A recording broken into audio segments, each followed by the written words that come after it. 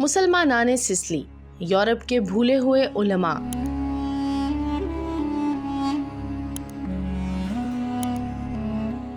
بحیرہ روم کے نیلے پانیوں میں تیرتا ہوا ایک جزیرہ سسلی آج یہ اٹلی کا حصہ ہے، لیکن کبھی یہ اسلام کی روشنی میں نہایا ہوا تھا۔ وہ وقت جب یورپ تاریکی میں ڈوبا ہوا تھا اور یہ چھوٹا سا جزیرہ علم، امن اور تہذیب کا مرکز بن چکا تھا۔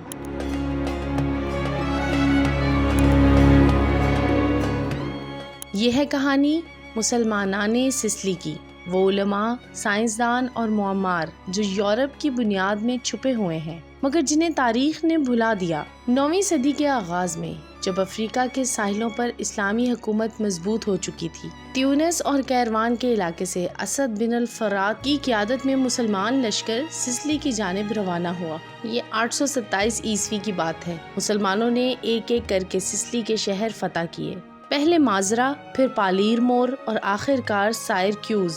چند دہائیوں میں سسلی ایک ایسا جزیرہ بن گیا جہاں قرآن کی تلاوت، علم کی روشنی اور مسجدوں کی اذانیں گونجنے لگیں۔ پالیرمو کو دارالحکومت بنایا گیا اور جلد ہی یہ شہر بغداد اور کرتبہ کے بعد علم و فن کا تیسرا بڑا مرکز بن گیا۔ سسلی میں مسلمانوں نے ایک حیرت انگیز معاشرہ قائم کیا، جہاں مسلمان، عیسائی اور یہودی تینوں ایک دوسرے کے ساتھ رہتے اور علم، فلسفہ اور تجارت میں حصہ لیتے۔ پالیرمو میں 300 سے زیادہ مساجد، درجنوں مدارس اور عوامی حمام قائم کیے گئے۔ شہر کے گرد سبز باغات، نہریں اور چشمے بہنے لگے۔ یہی وہ وقت تھا جب عرب انجینئرز نے سسلی میں جدید آبپاشی کا نظام متعارف کروایا، جس نے یورپ کو زراعت کا نیا سبق دیا۔ لیموں، سنگترا، چاول، کپاس اور گنا جیسی فصلیں سب سے پہلے مسلمانوں نے سسلی میں اگائیں اور یہیں سے یہ باقی یورپ تک پہنچی۔ سسلی صرف زراعت یا تجارت کا نہیں بلکہ علم و فلسفہ کا گہوارہ تھا۔ یہاں کے مدارس میں طب، فلکیات، ریاضی، فلسفہ اور جغرافیہ پڑھایا جاتا تھا۔ عربی زبان اس وقت سائنس اور علم کی بین الاقوامی زبان تھی۔ اسی زمانے میں مسلمانوں نے سسلی کو ایک علمی پل میں تبدیل کر دیا جو مشرقی اسلام کی دانش کو یورپ کے ذہنوں تک لے جا رہا تھا۔ سسلی کے سب سے بڑے عالم کا نام الشریف الادریسی ہے۔ یہی وہ شخص ہے جسے دنیا نقشہ نویسی کا بانی کہتی ہے۔ الادریسی نے اپنی زندگی کا زیادہ تر وقت سسلی کے شہر پالیرمو میں نارمن بادشاہ روجر دوم کے دربار میں گزارا۔ بادشاہ روجر نے اس سے کہا، میں چاہتا ہوں کہ تم پوری دنیا کا ایک نقشہ تیار کرو، اور الادریسی نے ایک ایسا نقشہ بنایا جسے اس وقت کے لوگ عالم کی تصویر کہتے تھے۔ یہ نقشہ ٹیبولا روجریانا کے نام سے مشہور ہے اور اگلے 300 سال تک یورپ کے تمام مہم جو اسی نقشے کی مدد سے سفر کرتے رہے۔ الادریسی نے نہ صرف جغرافیہ بلکہ تاریخ، نباتات اور ثقافت پر بھی کتابیں لکھی۔ وہ پہلا شخص تھا جس نے لکھا کہ زمین گول ہے اور پانی اس کے گرد چکر لگاتا ہے۔ سسلی میں الادریسی اکیلا نہیں تھا۔ یہاں ابن ہمدون، ابن جزار اور ابن ہوکل جیسے عالم بھی موجود تھے۔ انہوں نے طب، ریاضی اور زراعت پر کتابیں لکھی۔ ابن الجزار نے بیماریوں کے علاج میں جڑی بوٹیوں کا استعمال متعارف کروایا۔ ابن ہوکل نے دنیا کے تجارتی راستوں پر کام کیا اور اس کی کتاب سورۃ الارض نے بعد میں یورپی جغرافیہ کی بنیاد رکھی۔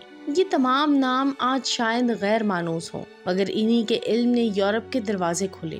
11ویں صدی میں نارمن عیسائی حکمرانوں نے سسلی پر حملہ کر دیا۔ یہ سن 1061 عیسوی کی بات ہے۔ پہل انہوں نے مسلمانوں کے ساتھ تعاون کیا، علماء کو اپنے درباروں میں رکھا اور ان سے علم سیکھا، مگر وقت کے ساتھ ساتھ اسلامی اثر ختم ہونے لگا۔ مساجد کو چرچوں میں بدل دیا گیا، مدارس بند کر دیے گئے اور علماء یا تو جلا وطن ہوئے یا مارے گئے۔ سسلی کا اسلامی دور ختم ہو گیا، لیکن علم باقی رہا۔ یہ علم جو عربی سے لاطینی میں منتقل ہوا، بعد میں یورپ کے نشاہ ثانیہ کی بنیاد رکھی۔ اگر آج آپ پالیرمو کی گلیوں میں گھومیں تو آپ کو اب بھی عربی طرز کی عمارتیں، محرابیں اور الفاظ سنائی دیں گے۔ سسلی کی زبان میں اب بھی کئی عربی الفاظ زندہ ہیں، جیسے ذکر، شکر کو کہتے ہیں، قطونہ کپڑا، مجزن گودام، ہمارا حمار۔ سسلی کے باغات، موسیقی اور کھانوں میں آج بھی عرب اثر نمایاں ہے۔ یہ سب اس بات کی یاد دلاتے ہیں کہ اسلام صرف مذہب نہیں بلکہ علم، فن اور تہذیب کا ایک سمندر ہے جس نے یورپ کی بنیادوں کو روشن کیا۔ मुसलमानाने सिसली वो कौम थी जिसने इल्म को इबादत समझा और इल्म के ज़रिए दुनिया बदल दी। वो फाते नहीं, मोमार थे। इनकी लाइब्रेरियाँ मिट गईं, मगर इनकी रोशनी आज भी बाकी है। यूरोप के दरो दीवार पर आज भी उनके इल्म की खुशबू बाकी है।